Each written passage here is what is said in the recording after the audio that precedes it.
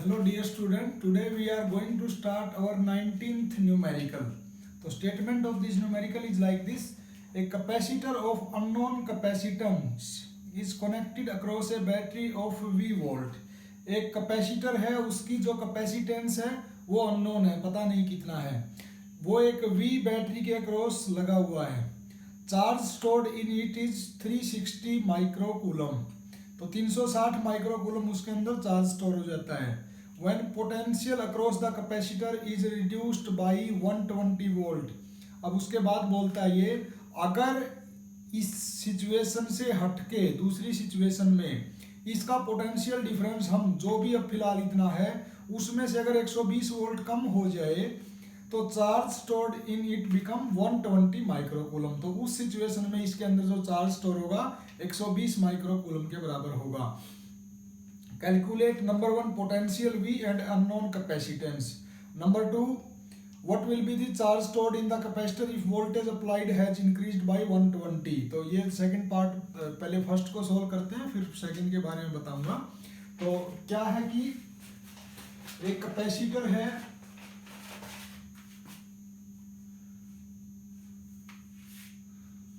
मान लिया इसकी कैपेसिटेंस जो है C है और इसको एक बैटरी से कनेक्ट किया गया है.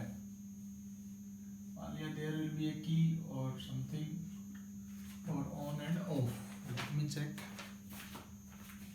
Okay fine. अब इस कैपेसिटर में क्या है कि मान लिया a capacitor of unknown capacitance is connected across a battery of V voltage. तो फर्स्ट सिचुएशन जो है जब बैटरी की वोल्टेज V है उस टाइम पे चार्ज जो इसके अंदर स्टोर होता है Q1 वो है 360 माइक्रोकूलम. और सेकंड सिचुएशन जो है गिवन जब voltage when potential across the capacitor is reduced by 120 volt, मतलब ये जितना भी था उसमें से 120 वोल्ट कम हो जाता है अगर, तो फिर इसके अंदर जो चार्ज स्टोर होगा 120 माइक्रोकूलम चार्ज स्टोर होगा. Then charge store. Calculate potential and unknown capacitance. जो फर्स्ट क्वेश्चन है इसमें एक तो पोटेंशियल बताना है जो हमने लिया ये शुरुआत में, और दूसरा इसका कैपेसिटेंस बताना है, जो C कैपेसिटेंस है इसका ये बताना है. तो let's start the numerical solution. हमें कैपेसिटर के केस में एक सबसे जनरल फार्मूला क्या पता है, Q is equal to CV. तो फर्स्ट के लिए अप्लाई कर देते हैं एक बार इसको, इसी चीज को फिर सेकंड के लिए अप्लाई कर देते हैं, दो इक्वेशन बन जाएंगी. तो फर्स्ट क्या है, Q1 is equal to C1 V1. तो बार बार मैं C1 और C2 अलग अलग नहीं लिखूंगा क्योंकि एक ही कैपेसिटर है, तो दोनों सिचुएशन में कैपेसिटर की कैपेसिटी तो सेम रहने वाली है, सिर्फ चार्ज की और पोटेंशियल की वैल्यू दोनों सिचुएशन में अलग अलग होने वाली है.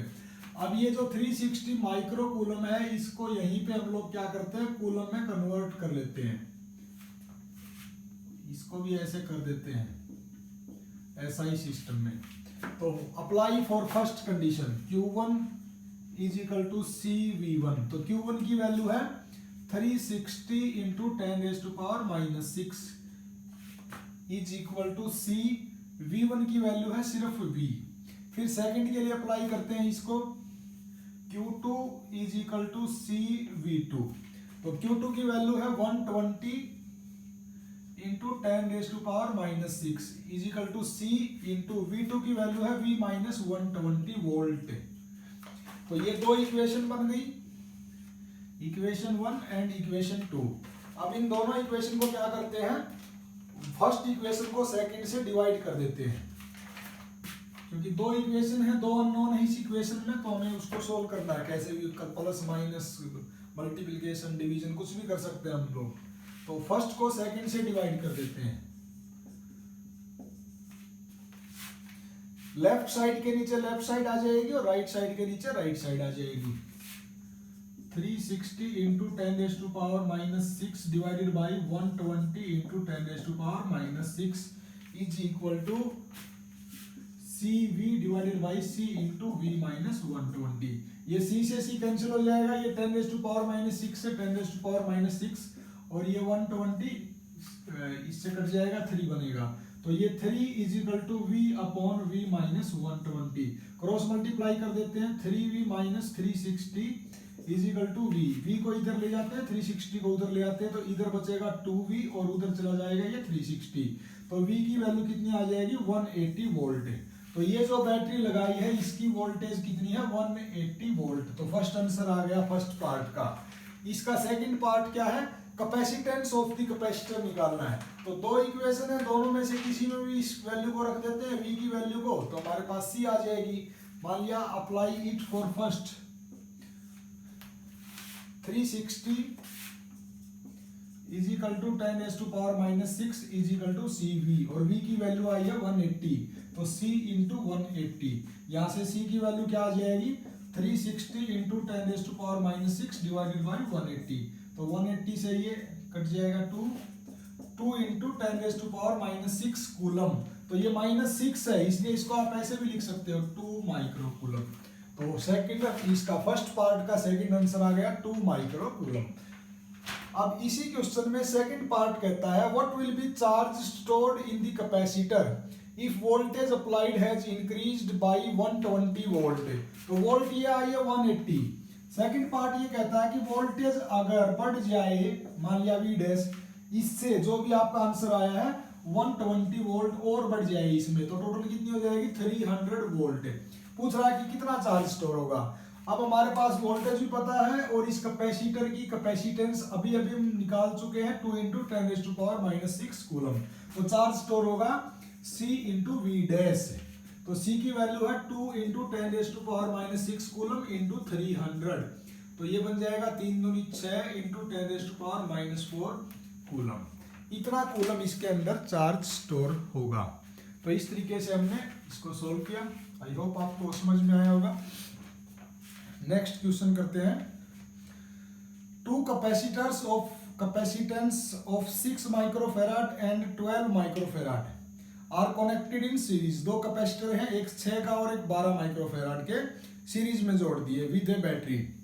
The voltage across the 6 microfarad capacitor is 2 volt. Compute the total battery voltage.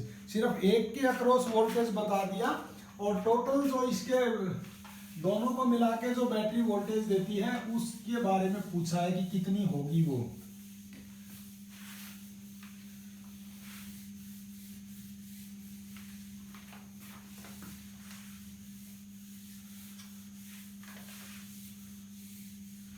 First of all मैं बताता हूं कि क्वेश्चन दिया क्या है।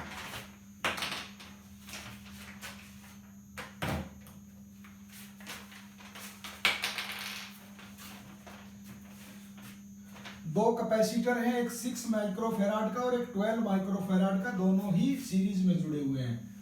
मान लिया this one is 6 and this one is 12,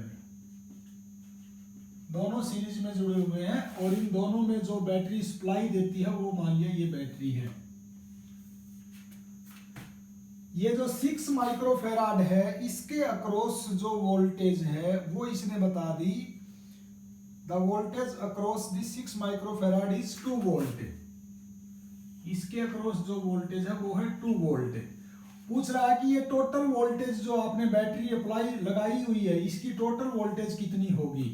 तो इस तरह के क्वेश्चन में देखो आपने क्या ध्यान देना है, सीरीज और पैरेलल जब कॉम्बिनेशन होता है तो सीरीज कॉम्बिनेशन में एक चीज रहती है सेम, करंट, क्योंकि ये बैटरी करंट निकालेगी तो एक पर्टिकुलर टाइम में जितना करंट इधर से जाएगा उतना ही करंट इधर से जाएगा। तो करंट के साथ अगर हम टाइम मल्टीप्लाई कर देते तो क्या होता है, चार्ज होता है। तो इसका मतलब अगर कांस्टेंट अमाउंट ऑफ करंट जाएगी, मतलब दोनों में सेम अमाउंट ऑफ करंट जाएगी, तो दोनों में सेम अमाउंट ऑफ चार्ज भी जाएगा इन ए पर्टिकुलर टाइम।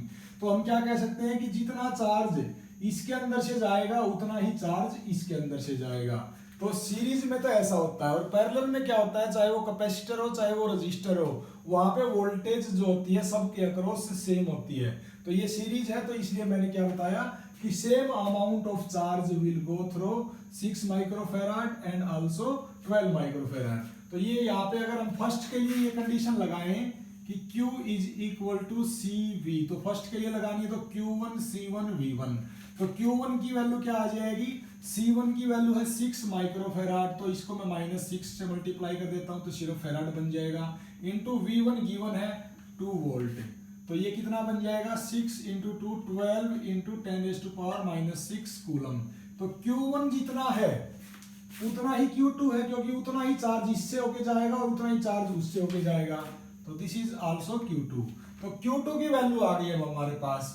अब Q2 की, अब इसी इक्वेशन को हम अप्लाई करते हैं Q is equal to CV को फॉर द सेकंड। अब Q2 is equal to C2 V2। Q2 की कितनी वैल्यू आई है, जितनी Q1 की है, 12 into 10⁻⁻6 is equal to C2 की वैल्यू अपने आप दी हुई है 12 इंटू 10⁻⁻6 और इंटू में V2। यहाँ से V2 की कितनी वैल्यू आ जाएगी, ये पूरा इतना ही सेम है, इतना ही सेम है, तो V2 की वैल्यू आ जाएगी 1 वोल्ट। तो अब हमें क्या पता चल गया कि इसके अक्रॉस जो वोल्टेज है वो 1 वोल्ट है। और ये कितना होगा, ये दोनों जो कैपेसिटर हैं जो सीरीज में लगे हुए हैं, ये वोल्टेज जो है इन दोनों में स्प्लिट हो जाएगी। तो ये 2 volt plus 1 volt, total voltage जो हो जाएगी 3 वोल्ट हो जाएगी। तो total voltage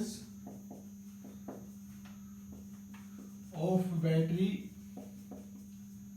is equal to 2 volt plus 1 volt is equal to 3 volt. This was the answer. तो इस तरह बड़ा सिंपल क्वेश्चन है, लेकिन सीबीएसई में इस तरह के कॉन्सेप्ट पे बार बार पूछते हैं आपको, या तो सीरीज में दे देगा ये कॉम्बिनेशन या पैरेलल में दे देगा।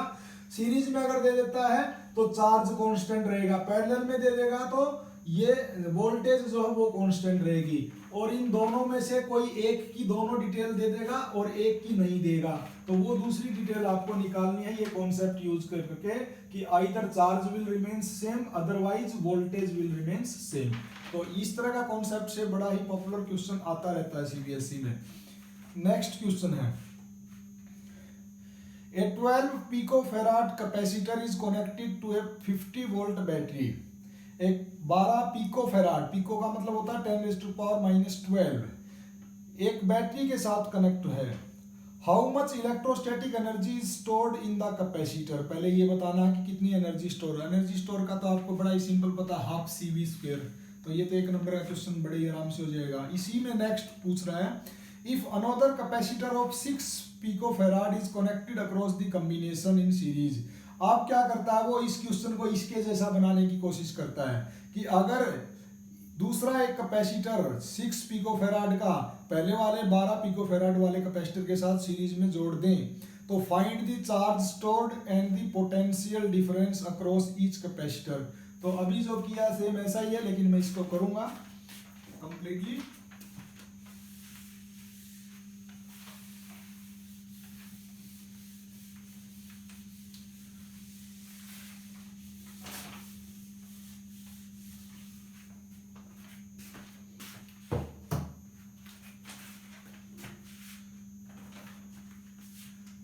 एक 12 पिकोफेराड का एक कैपेसिटर है,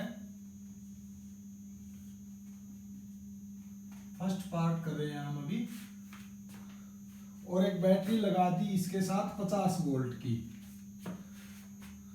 फर्स्ट जो क्वेश्चन है, how much electrostatic energy will be stored in the capacitor.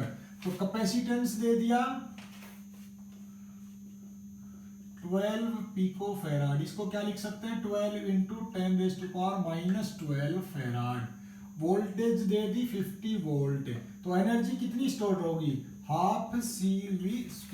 Late me check, okay fine. तो हाफ CV² करना है, एनर्जी उतनी स्टोर होगी। C की वैल्यू है 12 इंटू 10⁻⁻12, V की वैल्यू है 50, लेकिन इसका हो जाएगा स्क्वायर, स्क्वायर होने से 50 इंटू 50, तो ये बन गया 6 दूनी 12, और ये 6 इसके साथ मल्टीप्लाई करेंगे तो 300, और उसके साथ मल्टीप्लाई करेंगे तो 1500, ये 6 पंजा 30, हाँ 300, और ये सिर्फ इतना बन गया 300, तो ये 1500 और एक 0 और, तो 10⁻⁻12। तो एनर्जी स्टोर कितनी हो जाएगी इसमें, इसका आंसर है 1.5 इंटू 10⁻⁻8। तो ये 3 जीरो तो ये चली जाएगी, एक पॉइंट लगा देंगे उसको सिग्निफिकेंट फिगर में कन्वर्ट करने के लिए। इतने जूल एनर्जी जो है स्टोर हो जाएगी इसके अंदर। अब इसी क्वेश्चन में सेकंड पार्ट क्या है ये, या इसी क्वेश्चन को आगे बढ़ाता है कि if another capacitor of 6 picofarad is connected across the combination, मतलब एक और कैपेसिटर क्या किया, इसी कॉम्बिनेशन में ऐड कर दिया 6 पिकोफैराड का। सब कुछ सेम है, बस ये जो पूरा कॉम्बिनेशन है इसमें इसके साथ सीरीज में एक और लगा दिया। 6 picofarad is connected across the combination in series. Find the charge stored and the potential difference across each capacitor. तो एक तो चार्ज निकालना है, इसको मैं हटा देता हूं।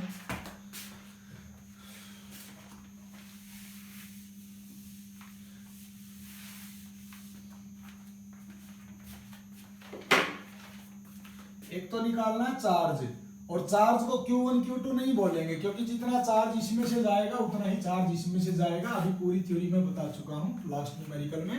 और पूछ रहा है कि पोटेंशियल अक्रॉस ईच कैपेसिटर, मतलब V1 और V2 ये दोनों हमें निकालने हैं। अब देखो इसको कैसे करेंगे। मान लिया इसके अक्रॉस जो पोटेंशियल है वो V1 है और इसके अक्रॉस जो पोटेंशियल है वो V2 है। तो ये 50 वोल्ट जो है टोटल पोटेंशियल वो किसके बराबर हो जाएगा, V1 प्लस V2 के बराबर हो जाएगा। दूसरी बात हम क्या अप्लाई कर सकते हैं कि जितना चार्ज फर्स्ट में से जाएगा उतना ही सेकंड में से भी जाएगा। तो Q is equal to C1V1 और यहाँ पे Q is equal to C2V2 ये अप्लाई कर देते हैं।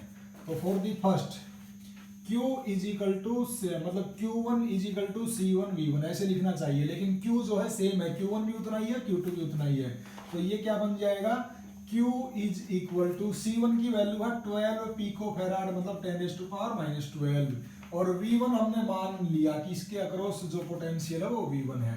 इसी तरीके से सेकंड के लिए जब हम अप्लाई करेंगे तो ये हो जाएगा Q is equal to C2V2 और यहाँ पे क्या बन जाएगा, Q is equal to C2 की वैल्यू है 6 पिकोफैराड और V2 मतलब इसके अक्रॉस जो पोटेंशियल हमने इसका नाम दे दिया V2, तो ये आ गया V2। अब ये दोनों ही एक दूसरे के अगर बराबर है तो यहाँ से हम क्या कर सकते हैं, इन दोनों को एक दूसरे के बराबर रख देते हैं क्योंकि इसके बराबर भी Q है और इसके बराबर भी Q है। तो from 1 and 2 what we can write 12 into 10⁻⁻12 V1 is equal to 6 into 10⁻⁻12 V2। तो ये 10⁻⁻12 10⁻⁻12 कैंसिल हो जाएगा और ये 6 से ये 12 में 2 बचेगा। तो V2 is equal to 2V1 आ गया, V2 इज इक्वल टू कितना आ गया 2V1। अब हमारे पास एक ये इक्वेशन बनी थी कि V1 plus V2 is equal to 50। यहाँ पे V2 की जगह क्या लिख सकते हैं 2V1 लिख सकते हैं। तो 50 is equal to V1 plus और इस V2 की जगह मैं लिख देता हूँ 2V1। तो ये कितना बन जाएगा 3V1 50 इज इक्वल टू, तो यहाँ से V1 की वैल्यू आ जाएगी 50 डिवाइडेड बाई 3 वोल्ट। इतनी वोल्टेज जो है इस फर्स्ट कैपेसिटर के अक्रॉस होगी। अब हम सेकंड की भी निकाल सकते हैं, दोबारा इसी इक्वेशन को यूज करते हैं। 50 इज इक्वल टू V1 की जगह रख दो 50/3 प्लस V2, तो यहाँ से V2 की वैल्यू क्या आ जाएगी 50 minus 50/3 is equal to V2 और ये आ जाएगा 100/3 वोल्ट। यूनिट जरूर रखना लिखना। तो ये आ जाएगा V2 मतलब इसके अक्रॉस का जो पोटेंशियल होगा वो 50/3 होगा और इसके अक्रॉस जो होगा वो 100/3 वोल्ट होगा। अब टोटल चार्ज निकालना है, तो चार्ज निकालना तो अब कोई बड़ी बात है ही नहीं। या तो आप यहाँ पे ये V1 भी आ गया V2 भी आ गया, या तो C1V1 कर दो मल्टीप्लाई या C2V2 कर दो मल्टीप्लाई और दोनों सेम आएंगे, ये मेरी गारंटी है। तो आप कोई भी करके देख सकते हो। तो चार्ज इज इक्वल टू या तो कर दो C1V1 या कर दो C2V2, दोनों से सेम आंसर आएगा। तो C1V1 अगर करेंगे, C1 की वैल्यू है 12 इंटू 10⁻⁻12 और V1 की वैल्यू है 50/3, तो ये आंसर आ गया 3 इंटू 4 और ये 200 इंटू 10⁻⁻12 कूलम। तो ये आ गया चार्ज। ये भी आप करके देख सकते हो 6 इंटू 100/3, तो ये 3 से 2 कट जाएगा, तो 2 गुणा 100 और गुणा में 10 की पावर -12, तो वहां से भी सेम आंसर आएगा। तो इस तरीके से ये कैपेसिटर को सीरीज पैरेलल में जोड़ के कुछ ना कुछ डाटा दे के कुछ ना कुछ आपसे पूछता रहेगा, लेकिन आपने इस पूरे प्रिंसिपल को याद रखना है कि सीरीज में है तो चार्ज सेम जाएगा, पैरेलल में है तो पोटेंशियल सेम रहेगा। फर्स्ट ये प्रिंसिपल याद रखना है। दूसरा फिर Q = CV लगाना है। फर्स्ट के लिए लगाते हो तो Q1 = C1V1 और सेकंड के लिए लगाते हो तो Q2 = C2V2। तो यहाँ से क्वेश्चन आने का बहुत ज्यादा चांसेस रहता है कैपेसिटर में।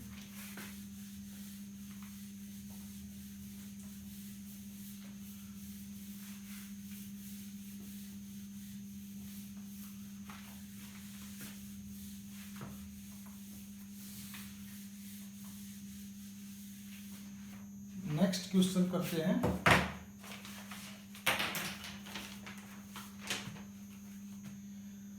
Find the ratio of potential difference that must be applied across the parallel and series combination of two capacitors C1 and C2 with their capacitance in the ratio 1/2 so that energy stored in the two case become the same।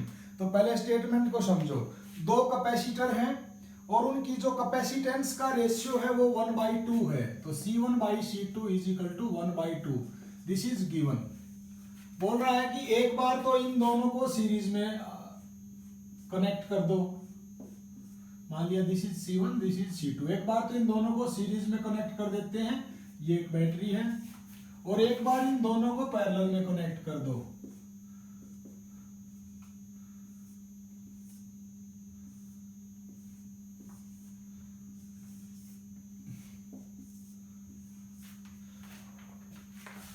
इनको जो आपने connect किया है series और parallel में, आप ये battery कितनी भी छोटी बड़ी लगाओ, ये आपकी फ्रीडम है। इसको छोटी लेना चाहते हो इसको छोटी लो, इसको बड़ी छोटी लेना चाहते हो वो ले सकते हो, लेकिन क्या होना चाहिए कि टोटल एनर्जी स्टोर इस सिस्टम की जो है, जब ये सीरीज में जुड़े हुए थे, और टोटल एनर्जी स्टोर जो इस सिस्टम की है जब ये पैरेलल में जुड़े हुए थे, वो दोनों की सेम होनी चाहिए। तो सीरीज कॉम्बिनेशन से भी टोटल एनर्जी सेम आनी चाहिए और पैरेलल कॉम्बिनेशन से भी एनर्जी सेम आनी चाहिए। ये बैटरी जो है ये आप छोटी बड़ी ले सकते हो, लेकिन ये छोटी बड़ी जो भी लो, इनका रेशियो क्या है वो आपको बताना है। तो मैं ये चेक कर लेता हूँ, पैरेलल का सीरीज के साथ पूछा या सीरीज का पैरेलल के साथ। Find the ratio of potential difference that must be applied across the parallel and series. मतलब ये पैरेलल पहले आएगा और सीरीज बाद में आएगा। जो वर्ड पहले आ जाता है ना रेशियो के केस में, तो वो ऊपर आता है, और जो बाद में आता है वो नीचे आता है। रेशियो का ये मतलब होता है। तो V1/V2 निकालना है, तो इसको क्या करेंगे, एक बार इसकी एनर्जी निकाल लेते हैं, एक बार इसकी एनर्जी निकाल लेते हैं, दोनों को बराबर रख देंगे, क्योंकि उसने खुद ही बताया है कि total energy in series combination = total energy in parallel combination. तो जब आप सीरीज कॉम्बिनेशन के लिए या पैरेलल कॉम्बिनेशन के लिए टोटल एनर्जी निकालते हो तो उसमें आप ये फार्मूला लगाते हो 12CV²। तो सीरीज में लगाएंगे तो V2 लिख देंगे, और ये सीरीज वाला जो केस है इसको हमने सेकंड माना है और पैरेलल वाले को फर्स्ट माना है। हमने इसलिए माना है क्योंकि पैरेलल का पोटेंशियल डिवाइडेड बाई सीरीज का पोटेंशियल उसने पूछा है, V1/V2 उसने पूछा है, तो हमने अपनी मर्जी से इसको ऐसा नहीं माना। तो यहाँ पे नेट कैपेसिटेंस किसका आएगा, सीरीज का आएगा, तो ये CS। इसी तरीके से U फॉर पैरेलल अगर आप निकालोगे तो यहाँ पे क्या हो जाएगा, 1/2 CV² होना है। तो नेट कैपेसिटेंस किसका आएगा, इस पूरे पैरेलल कॉम्बिनेशन का आएगा, तो CP। और V क्या है, जो पोटेंशियल आपने पैरेलल कॉम्बिनेशन में लगाया उसका नाम हमने दिया है V1। अब हम इसको निकालते हैं। पहले CS और CP हमें पता होना चाहिए, तो हमारी ये दोनों चीजें निकल जाएंगी, क्योंकि V1/V2 का रेशियो तो हमें निकालना ही है। तो CS का क्या मतलब है, when they are connected in series. तो सीरीज कॉम्बिनेशन में जब कैपेसिटर को जोड़ते हैं तो वहां पे मैंने सिखाया था आपको ये निकालना कि 1/CS = 1/C1 + 1/C2 जितने भी हैं इस तरीके से। तो यहाँ से CS की वैल्यू आ जाएगी C1C2 / C1 + C2। इसी तरीके से मैंने पैरेलल का भी सिखाया था कि जब पैरेलल में दो कैपेसिटर जुड़े रहते हैं तो नेट कैपेसिटेंस जो होता है C1 + C2 के बराबर होता है। तो CS भी आ गया और CP भी आ गया, ये दोनों वैल्यू यहाँ पे पुट कर देते हैं। तो सीरीज कॉम्बिनेशन की टोटल एनर्जी कितनी बन जाएगी? अब मैं U सीरीज को सिर्फ US लिखूंगा, 1/2 CS की जगह ये रख देते हैं C1 C2 divided by C1 plus C2 और V2 का स्क्वायर। इसी तरीके से पैरेलल कॉम्बिनेशन में टोटल एनर्जी कितनी बन जाएगी? 1/2 CP की जगह C1 प्लस C2 और ये बन गया V1 का स्क्वायर। तो अगर ये दोनों ही सेम है तो इसका मतलब क्या होगा कि ये US मतलब सीरीज में जितनी सीरीज एनर्जी है उतनी पैरेलल में है, तो ये दोनों एक दूसरे के बराबर हो जाएंगे। तो गिवन कंडीशन को अप्लाई कर देते हैं। तो मेरे को अब ये फिगर हटाना पड़ेगा।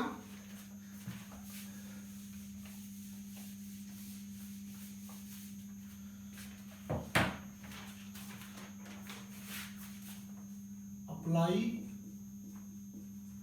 Given condition. गिवन कंडीशन ये है कि total energy in series combination is equal to total energy in parallel combination. तो ये दोनों इक्वेशन एक दूसरे के बराबर हो जाएंगी। 1/2 C1 C2 divided by C1 plus C2 into V2 का square is equal to 1/2 C1 plus C2 V1 का स्क्वायर। अब यहाँ पे क्या है, जो कैंसिल होता है एक बार तो उसको कर दो, 1/2 से 1/2 कैंसिल हो जाएगा। अब हमारे पास एक चीज मालूम है कि C1/C2 इज इक्वल टू 1/2 है, तो हम इसको क्या करते हैं ना, कोई एक को यूज कर लेते हैं। तो ये 2C1 is equal to C2 बन गया। तो हम क्या करते हैं, ये दोनों तरफ C2 की जगह 2C1 रख देते हैं ताकि ये कुछ इजी हो जाए। तो जहां जहां C2 है वहां 2C1 रख दो। C1 और ये C2 है तो उसकी जगह 2C1 divided by C1 plus 2C1 क्योंकि C2 है, और V2 का स्क्वायर जो है ये है GTs। तो C1 प्लस C2 की जगह 2C1 और V1 का स्क्वायर। अब ये कितना बन गया, 2C1 का स्क्वायर ऊपर, और नीचे आ गया 2C1 plus C1 3C1 V2 का square is equal to 2C1 plus C1 3C1 और V1 का स्क्वायर। अब इसमें जो और कैंसिल होता है उसको कर देते हैं। ये C1 से एक पावर कट जाएगी और ये एक C1 इस C1 से कट जाएगा। तो अब देखो ये 2/3 V2 का square is equal to 3 V1 का स्क्वायर बच गया। 2/3 V2 का square is equal to 3 V1 का स्क्वायर। इस 3 को भी इसके नीचे ले आते हैं। 2/9 V2 का square is equal to V1 का स्क्वायर। तो V1 का स्क्वायर अपॉन V2 का स्क्वायर किसके बराबर आ जाएगा, 2/9 के बराबर आ जाएगा। लेकिन हमें क्या चाहिए, हमें तो V1/V2 चाहिए। तो V1/V2 क्या आ जाएगा, पूरे का स्क्वायर रूट। तो ऊपर तो बचेगा √2 और नीचे 9 का रूट जब लेंगे तो 3 बनेगा। तो V1/V2 का क्या रेशियो आ जाएगा, √2:3। तो दिस इज आवर आंसर। तो बड़ा इजी था, सिर्फ टोटल एनर्जी निकालनी थी, दोनों को बराबर रख देना था। ये गिवन कंडीशन थी और एक ये गिवन कंडीशन थी, तो हमने वो दोनों गिवन कंडीशन अप्लाई की और रेशियो निकल गया। नेक्स्ट क्वेश्चन है, a capacitor of charge a capacitor is charged to potential V1। कोई एक कैपेसिटर है और उसको चार्ज करते जाते हैं जब तक उसका पोटेंशियल V1 हो जाता है। The power supply is disconnected and capacitor is connected in parallel to another uncharged capacitor। फिर क्या करते हैं, बैटरी से हटा देते हैं और उसको एक अनचार्ज्ड कैपेसिटर से कनेक्ट कर देते हैं। Calculate the common potential of the combination of capacitor, show the total energy of the combination is less than sum of energy stored in them before they are connected. तो पहले तो common potential निकालते हैं और फिर total energy निकालेंगे और देखेंगे कि बाद में ज्यादा थी या पहले ज्यादा थी, और उसको शो करने की कोशिश करते हैं जो प्रूफ इसने पूछा है हमसे।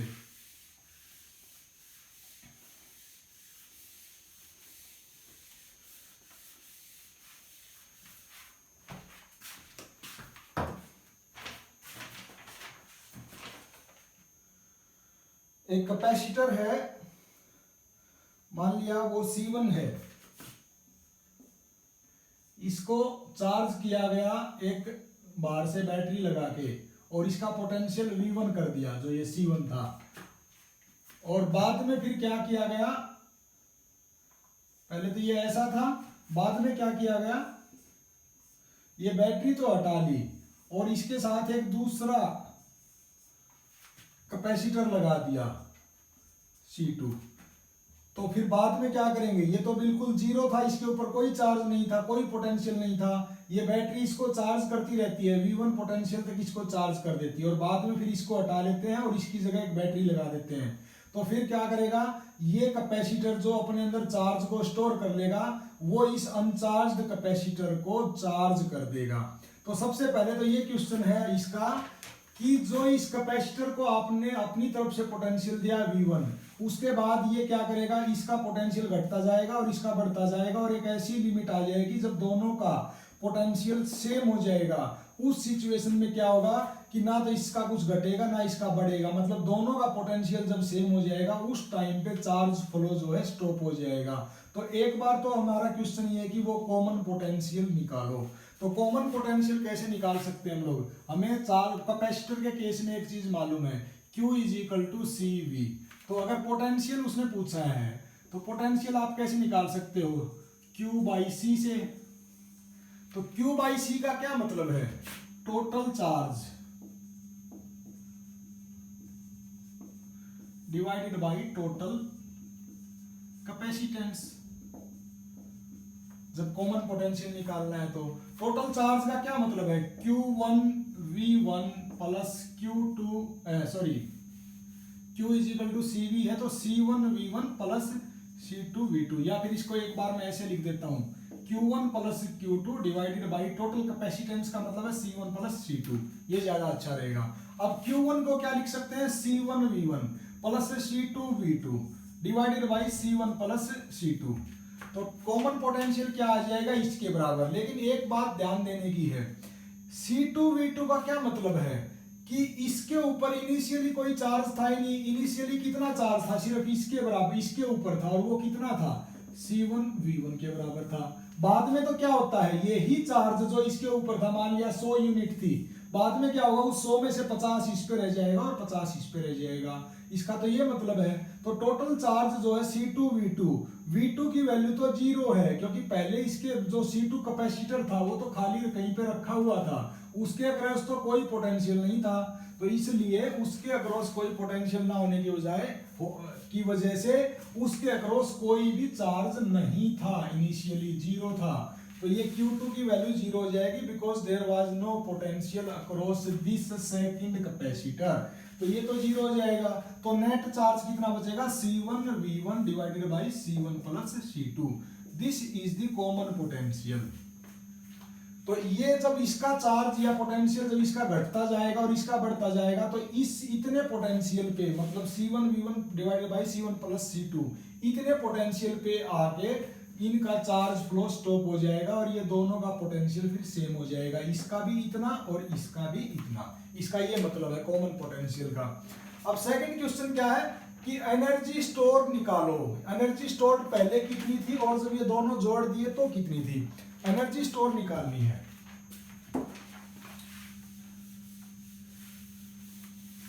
तो पहले एनर्जी जो थी, जब एक ये अकेला था तो उस टाइम तो सिंपल है, हाफ C1V1 का स्क्वायर। बाद में कितनी हो जाएगी, हाफ टोटल कैपेसिटेंस। तो टोटल कैपेसिटेंस कितना होगा इनका, C1 प्लस C2, और V क्या है, common potential, C1V1 divided by C1 plus C2 इसका स्क्वायर।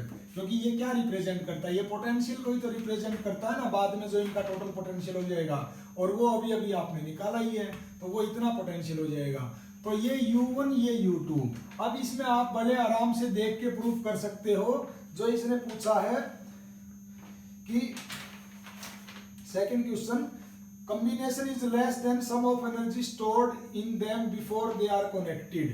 तो ये जो U2 जो एनर्जी है ये U1 से लेस है, इसको आप प्रूफ भी कर सकते हो। कैसे प्रूफ करोगे? ये C1 प्लस C2 का स्क्वायर है, एक स्क्वायर से ये स्क्वायर कट जाएगा। तो मैं इसको देखता हूं, आपको प्रूफ करके दिखाता हूं। U2 is equal to 1/2 C1 plus C2, ऊपर हो जाएगा C1 का स्क्वायर V1 का square divided by C1 plus C2 पूरे का स्क्वायर, एक स्क्वायर से ये कट जाएगा। तो ये क्या बचेगा? 1/2 C1 V1 का स्क्वायर। देखो मैंने ये जो C1 का स्क्वायर था उसमें से सिर्फ C1 लिखा है, स्क्वायर नहीं लिखा। और वो जो स्क्वायर जो में से मतलब C1 दो थे तो एक गुणा में थे, दोनों मल्टीप्लिकेशन में थे, तो एक C1 यहाँ लिख दिया और एक C1 यहाँ रहने दिया, divided by C1 plus C2। तो ये सिर्फ इतनी टर्म क्या है? ये तो पहले वाली एनर्जी को रिप्रेजेंट करती है, U1 को। तो U1 C1 divided by C1 plus C2। और ये टर्म जो होगी हमेशा एक से छोटी होगी, क्योंकि C1 के नीचे है C1 प्लस C2, उसके साथ कुछ ऐड है, तो ये टर्म हमेशा एक से छोटी होगी। तो एक से छोटी टर्म को अगर आप U1 से मल्टीप्लाई करोगे तो U2 की वैल्यू क्या आएगी? हमेशा U1 से लेस आएगी। तो इस तरीके से उसने प्रूफ करना पूछा था हमसे कि बाद में एनर्जी जो स्टोर होगी वो लेस होगी as compare to previous case. तो इसका रीजन भी पूछ सकता है कि ऐसा क्यों होता है।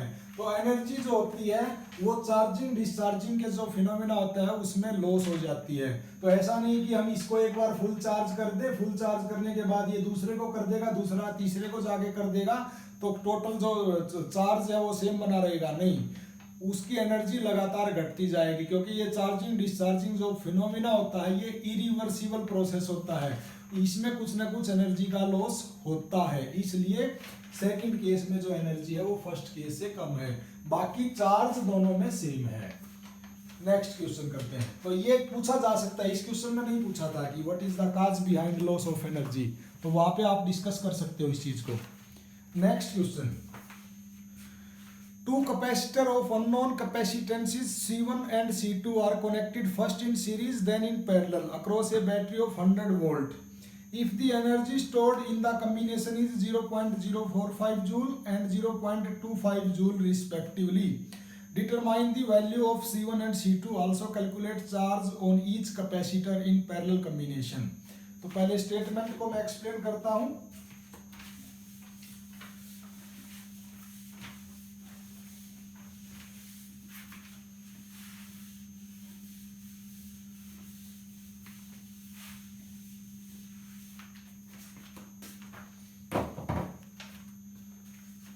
दो कैपेसिटर हैं, उनकी कैपेसिटेंस जो है अननोन है, पता नहीं है कितनी है।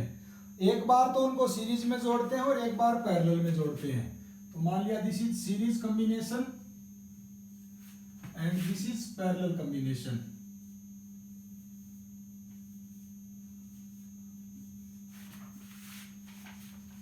This is C1, this is C2. Here also this is C1, this is C2. Two capacitor of unknown capacitances C1 and C2 are connected first in series then in parallel across a battery of 100 volt. यहाँ पे भी battery जो है 100 volt है और यहाँ पर भी जो बैटरी है वो 100 वोल्ट है।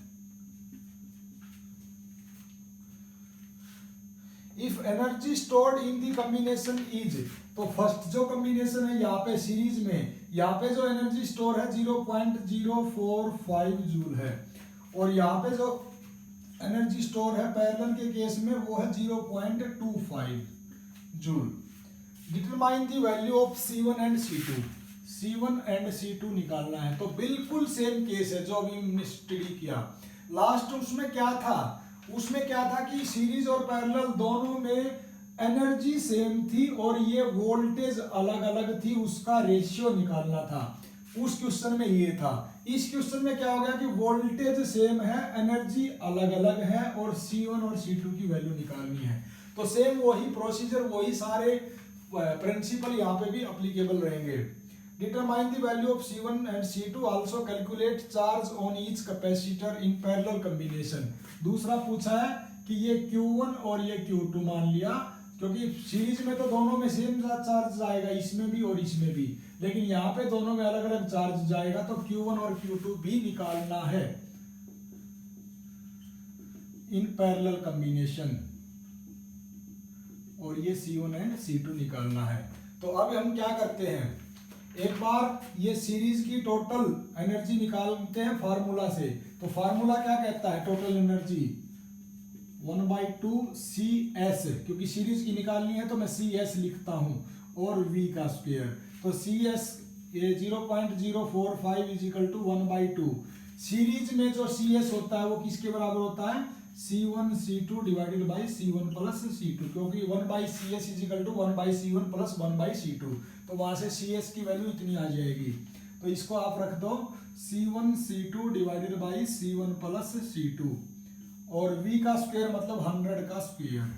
तो ये यहाँ से क्या बन जाएगा, इसको अभी चलो यहीं पे छोड़ देते हैं इस इक्वेशन को, नंबर 1।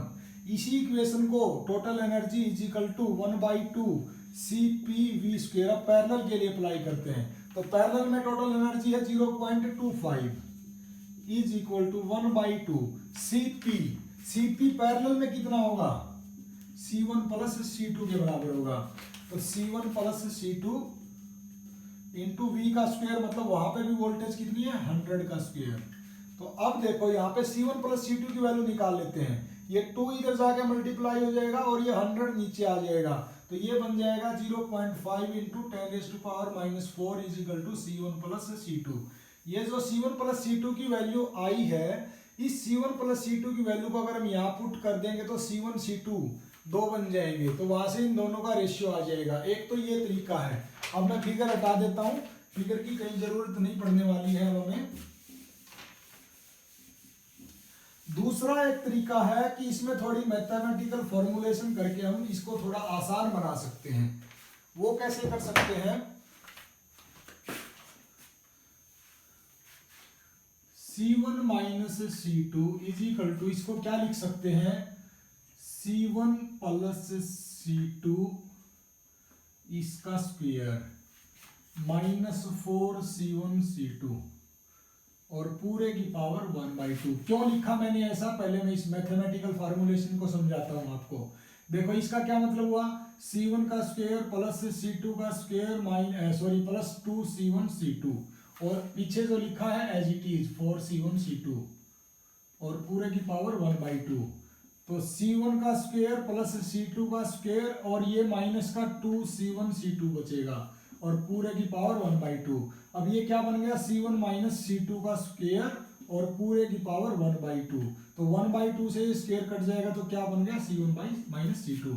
तो left hand side is equal to right hand side. तो इसका मतलब C1 माइनस C2 को क्या लिख सकते हैं हम, ऐसा लिख सकते हैं। अब इस इक्वेशन को मैंने ऐसा बनाने का मेरा क्या मोटो था, क्योंकि हमारे पास एक तो C1 प्लस C2 की वैल्यू आई है और एक C1 C2 की आई है। ये दोनों वैल्यूज पुट करके हम यहाँ पे एक C1 माइनस C2 की फॉर्म में एक इक्वेशन बना लेंगे। तो दो इक्वेशन बन जाएंगी आपके पास, एक तो ये बन जाएगी C1 माइनस C2 और एक बन जाएगी C1 प्लस C2। तो दो इक्वेशन, दो अननोन, वहां से हम C1 और C2 दोनों निकाल सकते हैं। तो इसको कोशिश करते हैं। वीडियो वैसे हमारी बहुत बड़ी बन रही है, लेकिन मैं फिर भी इसको सॉल्व कर देता हूँ। यहां से एक बार C1 C2 को अगर निकालना है तो क्या करेंगे, पहले यहाँ पे सिर्फ C1 C2 को निकाल लो आप फर्स्ट इक्वेशन से। 0.045 इंटू 2 और ये C1 प्लस C2 की वैल्यू कितनी है, क्योंकि ये नीचे है, ये इधर आके मल्टीप्लाई होने वाला है, तो मैं डायरेक्ट वैल्यू लिख देता हूँ 0.5 इंटू 10⁻⁻⁴। ठीक है, और ये नीचे है 100 का स्क्वायर और ये नीचे आएगा, तो नीचे आएगा तो ये ऊपर जाके 10⁻⁻⁴ और हो जाएगा। तो C1 इंटू C2। तो ये वैल्यू जब आप सोल्व करोगे तो ये तो बन गया 1 और ये बन गया 0.045 इंटू 10⁻⁸ C1 C2 की इतनी वैल्यू आ गई। तो अब C1 प्लस C2 की वैल्यू भी मालूम है और C1 C2 की भी आ गई, ये दोनों वैल्यू यहाँ पे पुट कर देते हैं। तो C1 प्लस C2 की वैल्यू है 0.5 इंटू 10⁻⁻⁴ और पूरे का स्क्वायर -4 इंटू 0.045 इंटू 10⁻⁻⁸। मैंने ये C1 C2 की वैल्यू रख दी और ये पूरे की पावर 1/2 और ये बन गया C1 माइनस C2। तो अब देखो ये सिर्फ न्यूमेरिकल वैल्यू है, इसको आप गुना भाग करके एक वैल्यू कांस्टेंट वैल्यू निकाल लोगे तो दो इक्वेशन बन जाएंगी आपके पास। एक तो बन जाएगी C1 plus C2 is equal to this, दूसरी इक्वेशन बन जाएगी C1 minus C2 is equal to this. तो उन दोनों इक्वेशन को सोल्व करके आप C1 और C2 निकाल लोगे। और जब C1 और C2 निकाल लोगे तो उसके बाद पैरेलल में चार्ज निकालना बड़ा ही आसान है। एक बार C1 इंटू वी कर दो जो कि 100 है, एक बार C2 इंटू वी कर दो, वहां पे भी V जो है 100 है, तो वहां पे दोनों के अक्रॉस जो है चार्ज आ जाएगा। तो ये मैं यहीं पे छोड़ देता हूँ, ये दोनों इक्वेशन ये सोल्व करके आप C1 और C2 निकाल लेना। उसके साथ 100 मल्टीप्लाई करोगे तो एक बार Q1 आ जाएगा, एक बार Q2 आ जाएगा। तो मैं ज़्यादा लंबा वीडियो हो गया, एक लास्ट क्वेश्चन इस यूनिट का बचा है, वो बनाना जरूरी है, अदरवाइज फिर वो रह ही जाएगा। तो मैं नेक्स्ट लास्ट क्वेश्चन करता हूँ इस यूनिट का। A parallel plate capacitor with air in between the plate has a capacitance of 8 picofarad. एक पैरेलल प्लेट कैपेसिटर है और उसके बीच में एयर है, उसकी कैपेसिटेंस बता दी 8 पिकोफैराड।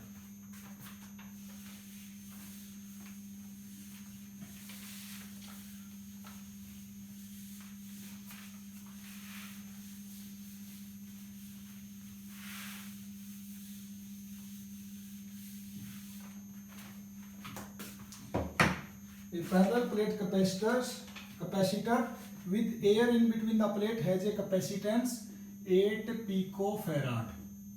कब? जब इनके बीच एयर है। तो कैपेसिटेंस का क्या फार्मूला है पैरेलल प्लेट में? Epsilon naught A divided by D। ये कब होता है? जब उनके बीच में एयर भरी रहती है, कोई दूसरा मीडियम नहीं होता, वैक्यूम होता है दोनों प्लेट के बीच में।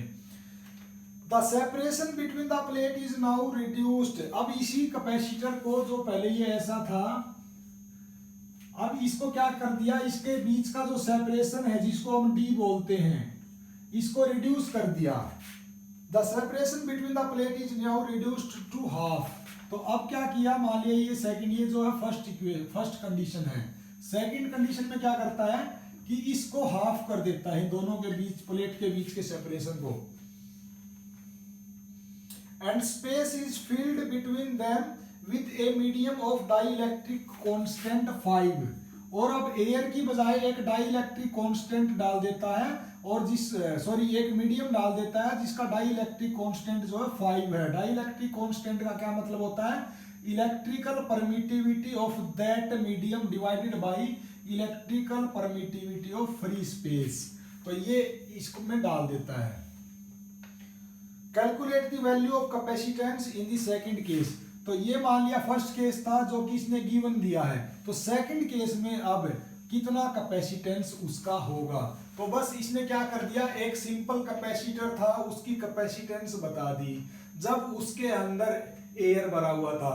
दूसरा क्या करता है कि उसी कैपेसिटर में एयर की बजाय कोई दूसरा मीडियम डाल देता है और उन दोनों के बीच की, जो प्लेट के बीच की गैप थी, उसको आधा कर देता है। पूछता है कि फिर ऐसा करने से, मीडियम को चेंज करने से और गैप को कम कर देने से कैपेसिटेंस कितना होगा। तो चेक करते हैं, निकालते हैं, कम होगा या ज्यादा होगा। अब हम क्या करेंगे, सॉल्यूशन निकालने के लिए कैपेसिटेंस का क्या फार्मूला है? Epsilon naught A by D। लेकिन एप्सिलॉन नॉट कब था? जब उसके बीच में फ्री स्पेस था। अगर कोई दूसरा मीडियम है तो क्या आ जाएगा? एप्सिलॉन।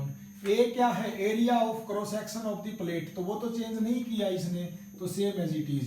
डिवाइडेड बाई D क्या है? Gap between them. तो पहले गैप जो D था, अब कितना हो गया? D by two. एप्सिलॉन की जगह क्या लिख सकते हैं? K into epsilon naught A divided by D। ये 2 जो है ऊपर आ जाएगा। अब इसी चीज को और क्या कर सकते हैं, 2 इंटू K। K की क्या वैल्यू है? 5। और बाकी जो बचा same as it is, epsilon naught A by D। अब ये तो बन गया 10।